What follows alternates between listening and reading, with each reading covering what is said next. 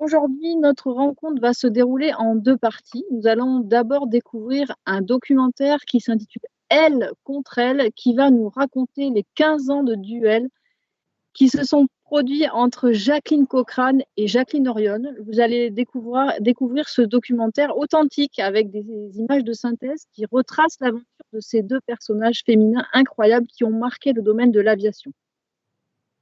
Ensuite, nous nous retrouverons après le documentaire qui dure donc 52 minutes avec une grande dame de l'aviation que nous sommes vraiment honorés d'accueillir aujourd'hui dans cette rencontre organisée avec l'amicale Envol des pionniers. Il s'agit de Catherine Monory, 2 fois championne du monde de voltige aérienne. Vous pourrez l'interroger, ce sera une rencontre en suivant le documentaire. Donc je vous laisse regarder et découvrir ces deux femmes qui ont marqué l'histoire de l'aviation. Je vous retrouve tout à l'heure. Merci. Bonjour à tous, bienvenue. Je vous retrouve après ce documentaire pour ceux qui sont arrivés pendant la projection. Donc un petit point technique avant de commencer avec notre invitée Catherine Monory. Donc nous sommes en ligne. Les questions, vous pourrez les poser sur le chat. Ne vous inquiétez pas, c'est normal. Vous ne pouvez pas activer votre micro parce que sinon ça fera trop de connexion en même temps. Je demande aux derniers invités qui ont mis leur caméra s'ils veulent bien éteindre leur caméra, comme ça nous pourrons voir notre invité de façon plus grande sur l'écran. Donc, je vois, il y a 3 personnes qui sont encore connectées avec leur caméra. Merci beaucoup. Voilà, donc nous allons pouvoir commencer dans quelques instants. Catherine, vous nous entendez ? Ah, alors il faut que vous puissiez activer votre micro.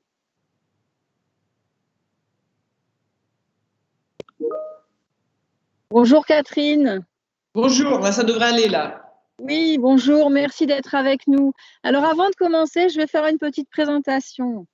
Alors, vous êtes pilote d'avion, aviatrice, vous êtes double championne du monde de voltige aérienne. Votre dernier exploit était en 2000, 12 ans après votre premier titre. Oui. Alors, vous êtes également 10 fois championne de France, vous êtes colonel de la réserve citoyenne de l'armée de l'air, vous êtes la plus jeune femme pilote brevetée à 17 ans et vous avez fait votre premier vol en solo à 15 ans. Oui, ce que peuvent faire tous les petits Français. Hein, oui. Ah. Et il y en a beaucoup, il y en a beaucoup. Ah bon, d'accord, mais c'était quand même incroyable. Vous avez aussi une maîtrise de philosophie et vous êtes actuellement la première femme présidente de l'Aéroclub de France après avoir été également directrice du musée de l'air et de l'espace du Bourget. En même temps, la première femme aussi, c'est ça. C'est quand même incroyable, on est vraiment très honorés de vous avoir pour la Journée internationale de la femme, c'est quand même… Et vous êtes aussi auteur de 2 ouvrages, La sagesse de l'aviatrice et L'étrange bonheur de voler. Bienvenue Catherine parmi nous. Alors, qu'est-ce que vous pensez de ce documentaire et de ces 2 femmes ? Est-ce que vous pouvez nous parler de cet esprit de compétition incroyable qui les a animées pendant 15 ans ? Oui, parce que, étant une compétitrice acharnée moi-même, je peux le comprendre. On voit bien qu'elles ont un esprit différent. Je dois dire que Jacqueline Auriol a toujours été un modèle extraordinaire pour moi. Je trouve que c'est une femme complète, elle est d'une compétence extraordinaire, elle est formidable, elle a réussi quelque chose d'absolument unique, surtout après un pépin énorme, puisqu'il y avait eu cet accident qui l'a défiguré. Ça montre une volonté. Les deux ont cette volonté extraordinaire et elles sont soutenues par leur pays, bien sûr. Elles sont soutenues parce que, en même temps, elles font avancer l'histoire de l'aviation et elles le savent. Et je crois que ce qui compte beaucoup dans la compétition comme ça, c'est que on y va pour soi, parce qu'on a NTO en soi, parce qu'on a l'enthousiasme, les dieux intérieurs, je veux dire, qui vous poussent à faire quelque chose qu'on aime. Mais c'est aussi parce que vous avez une équipe, parce que vous représentez, ça peut être une compagnie aérienne, parce que vous représentez l'armée, parce que vous représentez votre pays, comme moi, quand vous faites de la compétition au niveau mondial. Et on le ressent très, très fort chez elle. On sent que Jacqueline Cochrane, elle veut pas perdre, et que l'autre est presque, je dirais, un esprit plus positif, dans la mesure où elle se dit chouette, ça, je vais pouvoir recommencer. Oui, ça relance son challenge à chaque fois, en fait. Elle dit, moi, ça me stimule. Alors, je crois que c'est ça qui est vraiment intéressant. Quelquefois, on me demande comment est-ce que vous avez fait tout ça. L'idée, c'est d'avoir un challenge. L'idée, c'est de prendre plaisir à se perfectionner, à apprendre. Quand on fait de la compétition comme elle ou quand on fait de la compétition de voltige comme moi, c'est affreux, c'est un petit travail de tous les jours pour être précis, comment, il manque un degré là. Alors quand on aime ça, on travaille et après on en fait un challenge. Et puis après, on prend plaisir à le partager. Et il y a tout ça chez L3. Il y a un travail terrible parce que c'est pas rien de piloter ces avions-là. Jacqueline Auriol, imaginez, elle a fait, je crois, faut pas que je veux pas me tromper, mais je crois qu'elle a fait, j'avais noté, elle a fait 2000 essais. Elle a volé sur 140 types d'avions différents. C'est d'une difficulté, c'est extraordinaire. Moi qui suis monomaniaque et qui suis toujours sur des avions très semblables de voltige, j'ai une admiration pour ça. Et donc, elle bosse, quoi. C'est des bosseuses. Et puis ensuite, elles se frottent l'une à l'autre, comme on peut se frotter à tout le reste. Et puis ensuite, elles profitent, elles partagent, elles remercient tout le monde et elles permettent à leur pays de passer devant, quoi. Oui, elle en parle bien de ce sentiment de liberté qu'elle a une fois qu'elle a travaillé son vol. Et je crois que vous, ça doit être un peu pareil quand on prépare une compétition. On est récompensé dans l'après. Alors, est-ce que pendant le vol, vous en profitez quand même ou c'est une extrême concentration permanente? Oui, je crois que non. Alors, la voltige, c'est ça de très difficile, un peu comme on fait des records, comme elles font, c'est que on travaille 2 ans, pratiquement un championnat du monde, c'est 2 ans de préparation qui vont se jouer en 7 minutes. Ça me fait penser quelquefois à des descentes de ski, des choses comme ça, sauf que nous, on va avoir 3 petits vols pour tous les 2 ans seulement. Donc le reste du temps, vous vous préparez, vous gérez les risques, vous essayez de technique, vous gérez tout le reste. Et donc il y a un travail avec une équipe, vous portez à la fois une équipe, vous faites tout ça et vous allez tout jouer. Et effectivement, pendant le vol lui-même, je ne peux pas dire, je ne sais pas. Je ne sais pas, on est tellement concentré, on fait tellement de choses que je ne peux pas dire que là, il y a une part de plaisir forcément parce qu'on y va, mais il y a toujours beaucoup de stress avant d'y aller parce qu'il y a beaucoup d'enjeux. Beaucoup d'enjeux au moment où vous y êtes, vous êtes dans l'action, vous êtes prise par tout ce qui se passe et derrière vous en profitez. Les seules fois où j'ai peut-être volé en me disant quelle pure merveille, c'est quand je rentrais d'un meeting, un truc comme ça, en me disant c'est la fin de saison, il fait beau, je connais tellement la France que je peux mettre ma carte sur la tête comme un chapeau, et là je profite, il y a des jets d'eau, il y a les couleurs des champs, mais quand vous êtes là, oui. vous êtes au charbon. Il y a tellement d'adrénaline finalement que le plaisir c'est aussi après. C'est surtout après. C'est surtout après.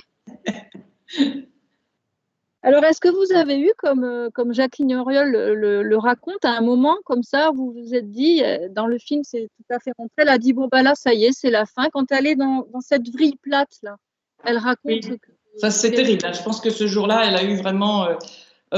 non, parce que… il ne m'est pas arrivé quelque chose d'aussi grave. Parce que je pense que je suis sans doute… je me faisais un peu moquer en disant, voilà, je suis la plus peureuse de l'équipe de France. On est obligé d'être, je dirais, en état d'alerte permanent.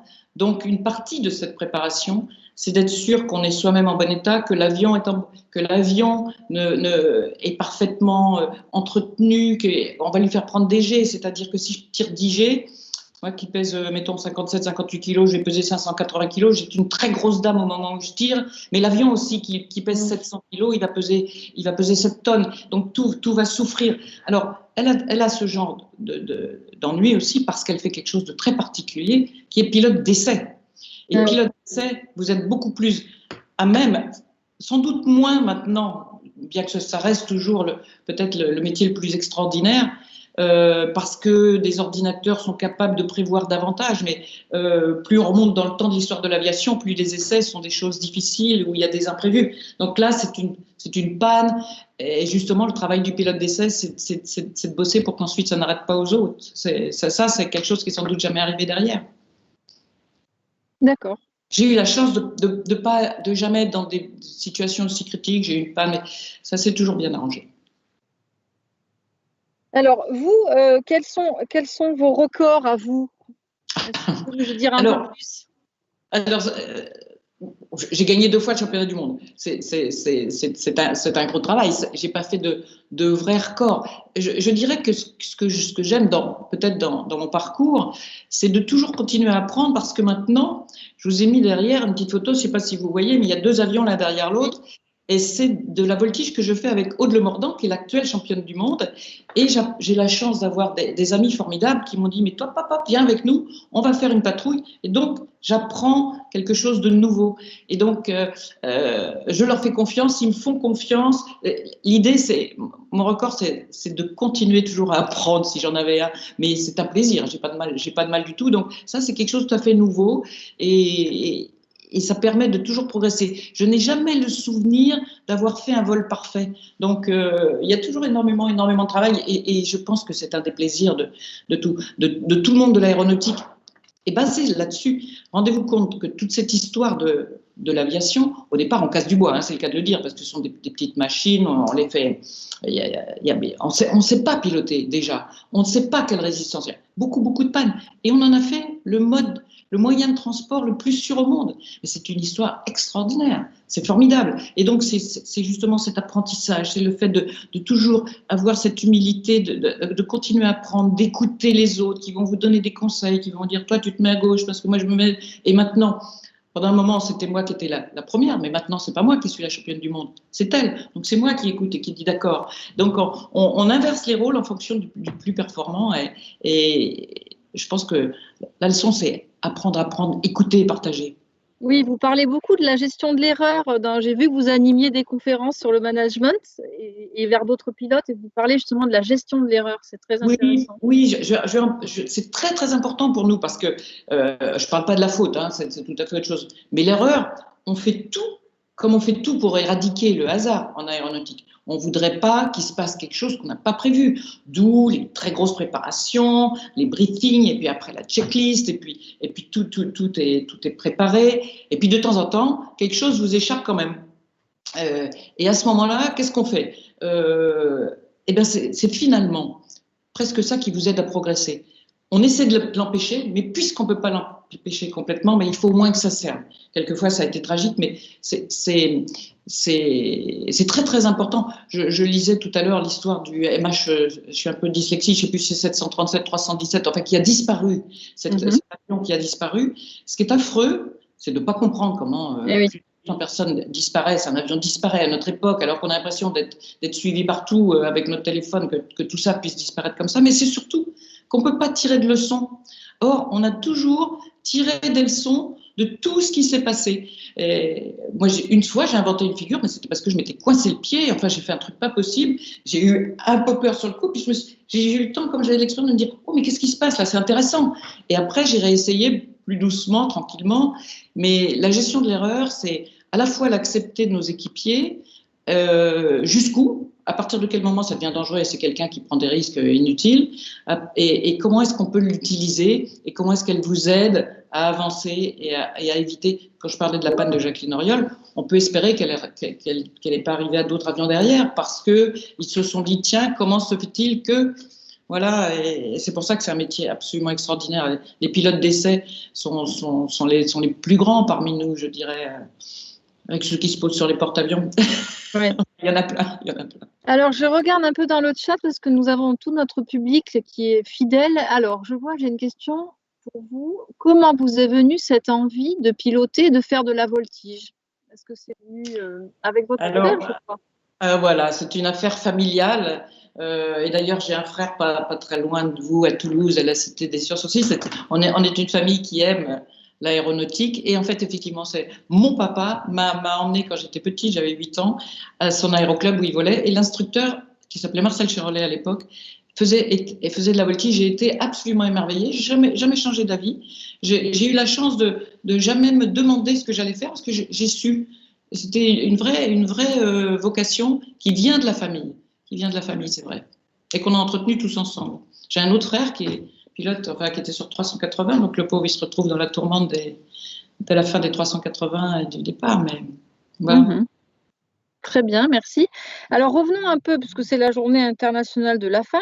Oui. Qu'est-ce que vous pouvez nous dire? Alors maintenant, tous les métiers de l'aviation sont accessibles aux femmes.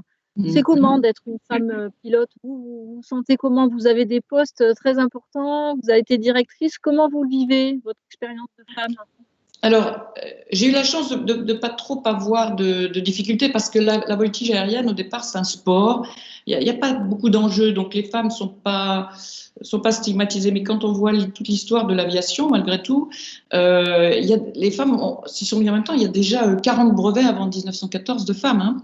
Et puis, on va les écarter pendant les combats. On va simplement, pendant les guerres, on va simplement accepter qu'elles fassent des convoyages. Elles n'ont pas le droit de se battre, sauf en Russie, qui est un petit peu différent. On les met toujours, on les met un peu sous cloche. Il faut dire que ça a commencé dès le XVIIIe siècle. L'Académie des sciences avait dit que les femmes ne pourraient pas. Il y avait une Elisabeth Tibble qui voulait faire du ballon et qui d'ailleurs a décidé de ne pas s'occuper de l'opinion de l'Académie des sciences. Elle a fait très bien. Qui avait dit qu'elle avait les organes féminins étaient beaucoup trop fragiles pour supporter cette pression terrible de monter dans un ballon. Je ne sais pas ce qu'ils auraient pensé de ce que faisait Jacqueline Auriol ou de quand on prend Digé, ni des gens qui vont dans l'espace qui en prennent aussi beaucoup. Maintenant, tout est ouvert. Patricia Hafner est rentrée à l'ENAC en 74. C'est Caroline Aigle, qui est cette merveilleuse femme. On va rentrer, l'armée va ouvrir ses portes en 95. Donc, effectivement, il y a de la place partout. Et il faut maintenant que les femmes aient confiance en elles et se disent que c'est vraiment un métier où on est heureux, on s'épanouit. On a gardé un peu trop longtemps les femmes à l'extérieur. Mais maintenant, si on veut, à peu près tout est ouvert et il faut en profiter. Parce qu'il y a quand même des raisons qui n'étaient pas valables, parce qu'on disait facilement aux femmes non, mais être pilote de ligne, c'est pas un métier pour une femme, vous vous rendez compte, vous seriez partie tout le temps. Et les hôtesses, alors, mais les hôtesses ont trouvé ça normal qu'elles soient parties. Oui, vous avez 2 enfants et vous conciliez parfaitement votre vie de pilote et de famille. Alors, nous, les femmes, c'est vrai, on a toujours quand même cette grosse charge mentale, on a quand même un peu plus quelquefois, mais les femmes sont souvent ont été obligées aussi de se montrer très volontaires, pour réussir, mais bon, c'est quand même quelque chose qui se fait si on a envie, c'est quelque chose qui se fait facilement maintenant. D'accord. Alors, dans le chat, il y a une question. Pouvez-vous nous dire quelques mots sur la première femme brevetée pilote, Élise de Roche? Oui, alors Élise de Roche, je crois qu'elle a le premier brevet, elle a numéro 36, et le premier brevet féminin. C'est vers j'ai pas l'année en tête exactement, c'est 1910 à peu près, et c'est une femme très très libre qui va être 1910. Oui, c'est ça. Hein, oui. Et malheureusement, qui va avoir déjà un très gros accident et qui va remonter la pente, revoler et malheureusement se tuer en avion aussi, comme il y a eu beaucoup de pépins au début, parce que on ne savait pas encore faire. Mais elle a ce qu'elle a de particulièrement extraordinaire, c'est une profonde liberté. Elle est la première à dire oui, il n'y a aucun problème, j'y vais. Et c'est peut-être, s'il y a quelque chose qu'on peut dire, c'est peut-être ça. Il faut avoir cette confiance. Il faut avoir confiance. Ah oui, c'est vraiment dans le documentaire, c'est ce qu'on voit, c'est 2 femmes, vraiment à l'époque où vraiment la femme était femme au foyer, elle devait. 50, c'est extraordinaire le documentaire qui dit attention, écoutez votre mari, c'est plus important ce qu'il dit. Il faut le laisser parler en premier, c'est dingue. Oui, c'est plus important ce qu'il a à dire. On a des mauvais. Oui, donc c'était vraiment un trait de caractère, quoi. Il faut y aller. C'était des femmes vraiment qui n'avaient pas peur de. Anoblie par le tsar, qui l'avait. Alors on disait la baronne de la Roche. Elle s'appelait baronne de la Roche. C'était pas inventé complètement. Hein. C'était le tsar qui lui avait dit, mais c'est tellement extraordinaire. Elle avait été jusqu'en Russie faire des exhibitions. Il avait été épaté de voir une femme faire ça. Mais en fait, ça n'est pas plus difficile pour une femme que pour un homme. Hein. Mais dans l'esprit des hommes, elles étaient encore trop fragiles. Et on l'entend dans le documentaire, ils veulent pas avoir on veut pas laisser voler des femmes parce qu'on veut pas avoir sur la conscience un accident de femme. C'est sans doute un bon prétexte. Oui, ils ont fait signer une pétition, hein, c'est dit à l'époque, pour se décharger au cas où elle aurait un accident, au cas où Jacqueline Auriol ait un accident. Ah oui, c'était vraiment, c'est pas si loin, mais c'était une autre époque. Alors, Alors, dans le chat, je vois, oui, on nous dit que d'ailleurs, Élise de Roche, c'était le 8 mars 1910. Donc, c'était il y a exactement 90 ans, 91 ans. 91 ans. Ouais, elle a marqué. Et il y en a une qui a été formidable aussi, dont on va fêter cette année, le 1er avril, les 100 ans de la traversée des Andes, c'est Adrienne Bolland. Adrienne Bolland, alors ça, comme exemple de liberté et de non-conformisme, alors elle est un peu aux antipodes de Jacqueline Auriol, qui est très policée, très bien élevée, qui est parfaite sur tous les angles. C'est une fonceuse, mais elle fait quelque chose. Moi, elle fait partie de celles qui m'ont le plus épatée. Et j'ai réécouté un interview de Jacques Chancel de 72. Elle a déjà 77 ans, mais elle est toujours la même. Elle parle d'une façon très, très, à la limite de la gouaille, mais très sympa. Et elles ont souvent, toutes ces femmes, un caractère qui fait qu'elles sont engagées. Voilà, c'est quelqu'un qui va ensuite faire de la résistance, qui a des grosses convictions. Ce sont des femmes qui ne reculent pas. Et elle va traverser les Andes pour pas se dégonfler, parce qu'en réalité, c'est une folie furieuse, avec un petit avion qui, normalement, plafonne, ne peut pas monter au-delà de 4000 mètres, alors qu'il faut monter pratiquement à 6000. C'est normalement pas possible, quoi. Mais elle va le faire. Elle va réussir. Mais elle y va en se disant que, quand même, c'est pas gagné, hein, mais elle y va quand même. Mais elle y va quand même. Et elle réussit. C'est-à-dire qu'il y a eu ça dans l'histoire de l'aviation. Je pense à Latte Coher aussi, c'est pas une femme, qui avait dit, qui est très connue dans la région toulousaine, hein, mes ingénieurs ont refait tous les calculs. Non. En gros, nous sommes d'accord, ce que nous voulons faire est impossible. Il nous reste une seule chose à faire, le réaliser. C'est exactement ce que font ces femmes-là. Oui, et je rappelle qu'à l'envol des pionniers, nous sommes donc sur le site historique où a commencé cette aventure. Ouais. Alors, je regarde si j'ai de nouvelles questions dans le chat. Alors, une question de Madame Gallo. En fait, la crainte des hommes était d'être surpassés ou d'être au même niveau. Je pense qu'ils avaient peur d'être surpassés. Il y avait de ça parce qu'ils en ont profité, je dirais. Il y a sûrement cette peur-là. Hein, et ils en ont profité pour être extrêmement exigeants. Alors moi, je sais par confidence une chose. Vous parlez de Patricia Hafner, qui était pilote de 380, qui a été la première femme à l'ENAC, qui est rentrée à Air France, qui a fait une carrière magnifique, terminée sur 380. Et elle faisait partie des gens qui recrutaient. Il y a eu une mission de pilote, et un de mes amis en faisait partie pour faire partie de ce groupe qui allait être chargé du recrutement des autres. Et il m'a dit, on a passé des tests. Et puis par hasard, j'ai vu les résultats. Eh bien, il m'a dit, on était tous bons. Il y avait sur 20, j'ai vu toutes les notes, tout le monde était vers 14, 13, 15, tout ça. Et il y avait une ligne qui se promenait toute seule en haut vers 19, je ne sais pas que c'était Patricia. C'était la seule femme qui était là. C'est-à-dire qu'au début, on leur a mis des marges énormes. Il fallait qu'elles soient au-delà. C'est plus le cas maintenant. Maintenant, honnêtement, c'est rentré dans les mœurs. Donc, on demande notamment une compagnie aérienne. Je pense que dans l'armée, c'est égal. On demande un certain nombre de qualités. Que vous soyez homme ou femme, vous les avez ou vous ne les avez pas. Si vous les avez pas, vous pouvez pas faire ce métier-là. C'est certain. Et c'est pas fait forcément pour tout le monde. Mais au départ, les exigences c'était quand même des femmes d'un sacré niveau. Mais oui, d'ailleurs, à cette époque-là, à l'époque des deux Jacqueline, il y avait certainement des records masculins en même temps. Oui, alors, oui, c'est ça, sans doute. Alors, et on n'en parlait pas. Et on n'en parlait pas trop. On s'est quelque part servi des femmes pour les mettre en avant et en profiter de faire des records. Et j'y pense, quand j'y pense souvent à l'évolution de tout ce qu'ont fait les femmes, ce qui est intéressant, c'est qu'il n'y en ait plus des records féminins, c'est qu'il y a des records. De même que quand vous montez dans un avion, moi-même, je suis toujours ravie quand je monte dans un avion de ligne et que j'aperçois une femme commandant de bord, pilote, enfin, j'ai quelquefois fait des vols d'ailleurs de femmes, et je me dis, tiens, c'est sympa, c'est une femme, mais je voudrais ne plus le penser. Il n'y a pas de raison de le penser, on ne devrait plus le penser. Quand vous allez à la poste, vous ne vous dites pas, chouette, c'est une postière. Oui, alors peut-être que c'est parce que j'ai regardé les statistiques. Oui.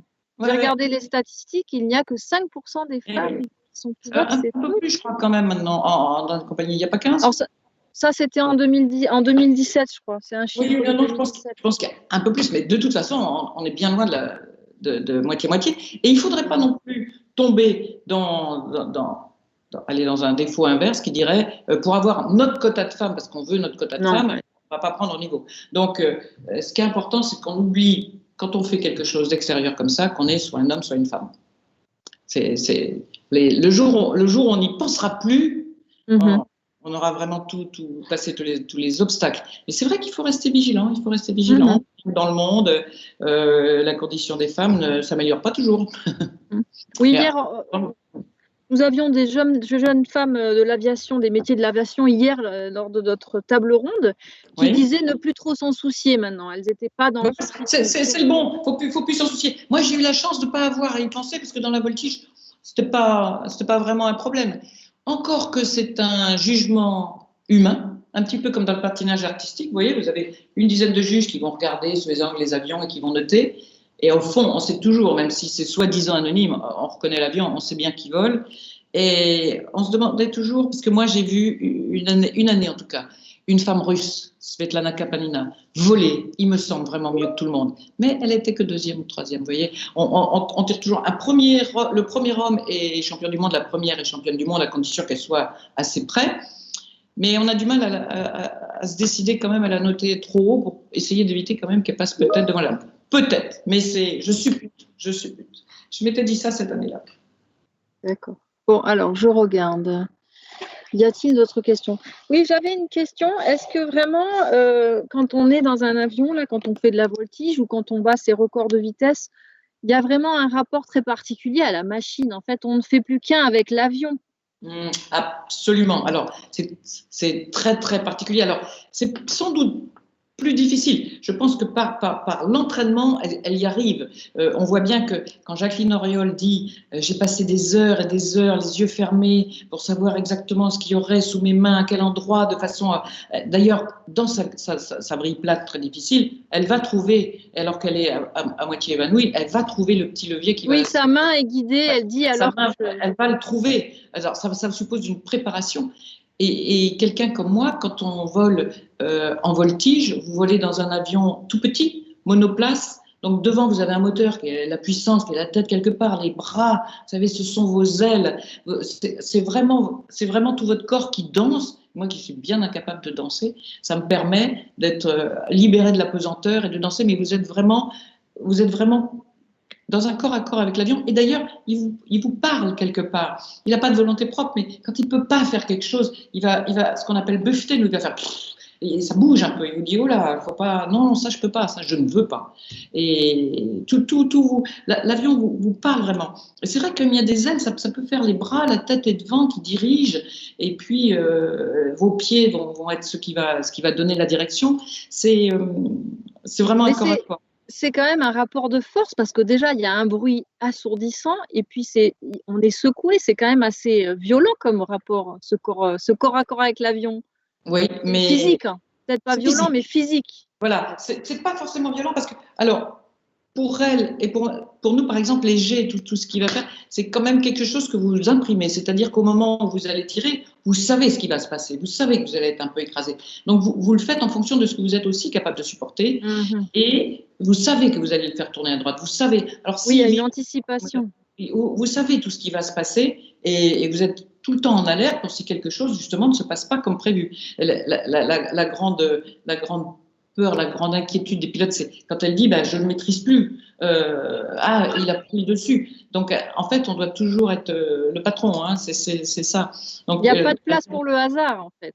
Théoriquement, il n'y a pas de place pour le hasard. Il y a certaines figures qu'on appelle les déclenchés, où on va lancer l'avion avec les commandes, lui donner un impact et accepter de le laisser tourner, mais on l'arrête quand on veut.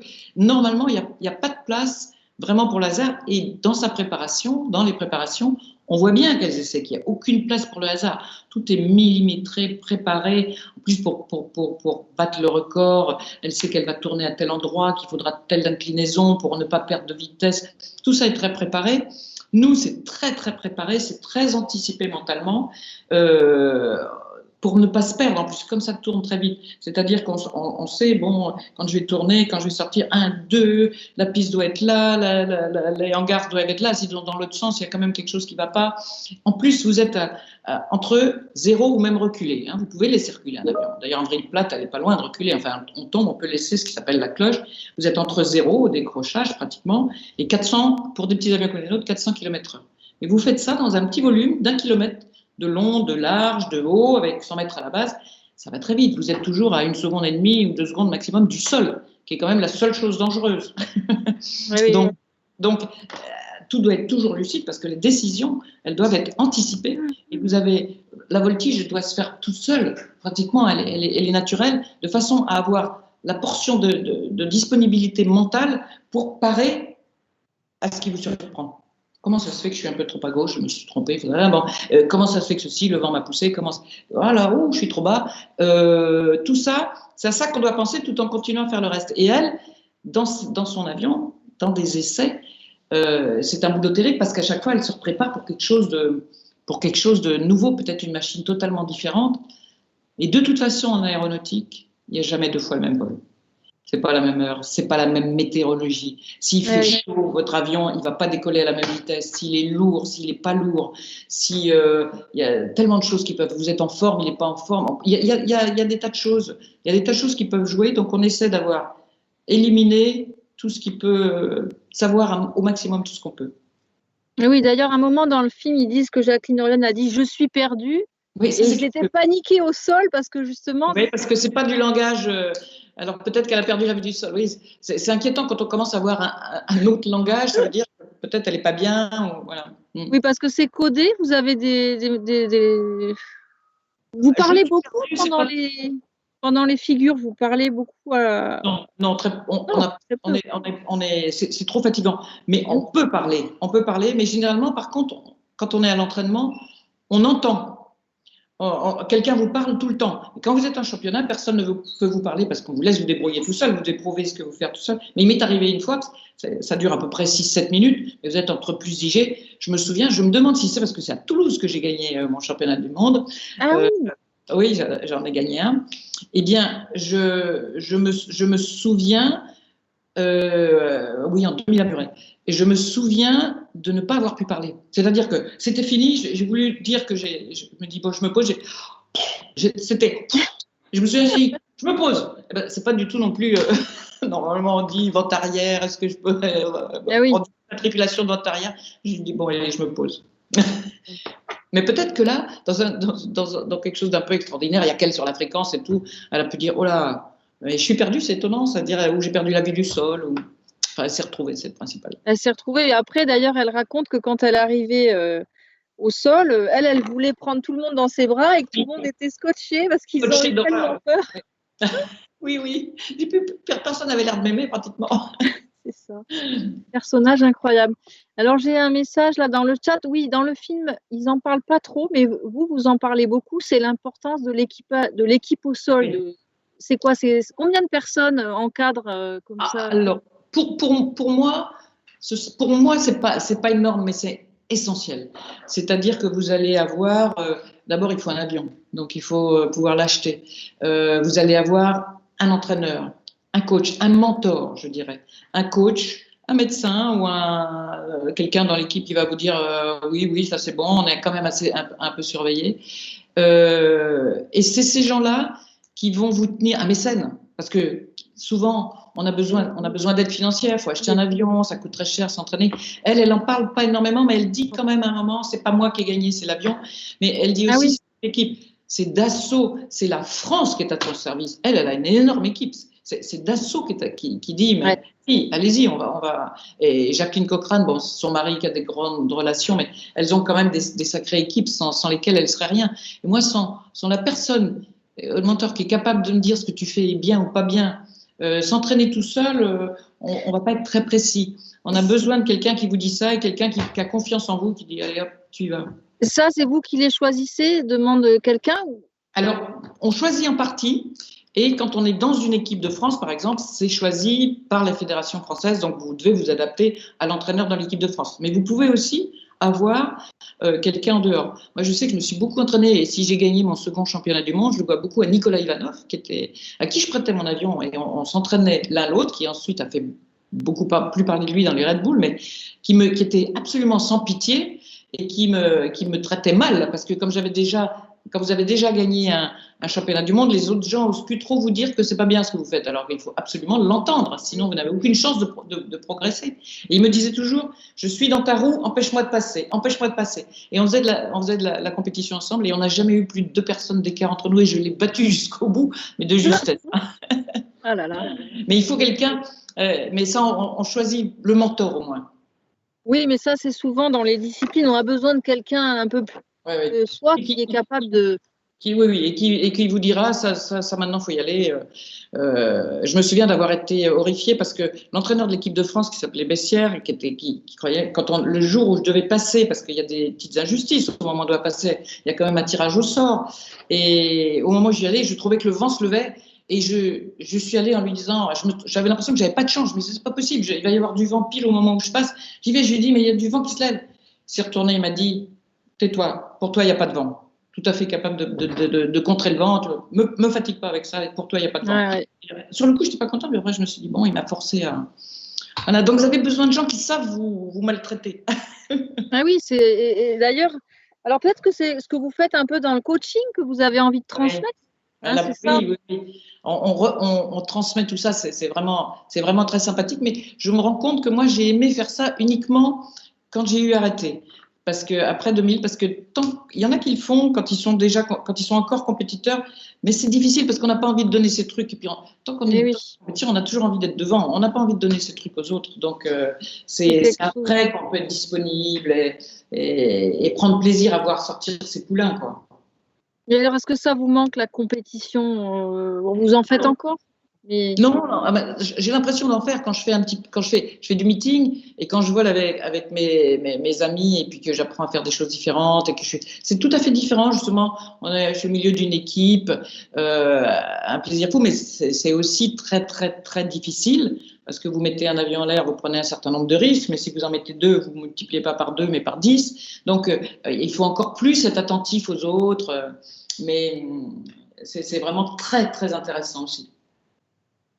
Très bien. Alors, je regarde dans le chat. Est-ce que j'ai oublié des questions? Voilà. Parce qu'on peut continuer des heures. Hein. Moi, je peux continuer. Alors, je regarde. C'est dans une région aéronautique comme Toulouse.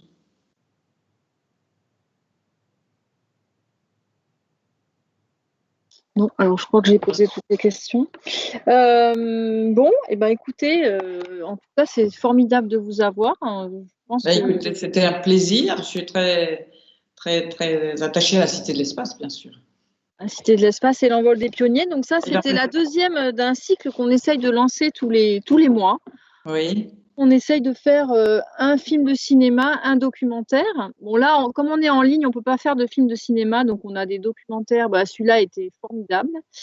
Et voilà, donc tous les mois, on donne des rendez-vous. Et donc là, bon, c'était un rendez-vous sur les femmes et c'était vraiment un grand honneur de vous avoir. Donc en tout cas, je vous remercie beaucoup d'avoir répondu à notre invitation. Vraiment. Merci. Vraiment. Et je vous remercie et je vous dis peut-être à une autre fois, si vous venez à l'envol des pionniers, vous êtes la bienvenue. Mais merci je viens pas souvent. Oui. Vous venez de temps en temps? Ça m'arrive de venir à Toulouse, mais je ne suis pas encore venue à l'envol des pionniers parce qu'il y a eu toute cette année un peu particulière où on ne s'est pas beaucoup déplacé. Mais en tout cas, si vous faites quelque chose sur Adrienne Bolland, c'est le 1er avril, il y aura 100 ans qu'elle a traversé la Cordillère des Andes, c'est formidable aussi. Ah oui, on ne manquera pas. Merci. Là, merci, c'est sympa.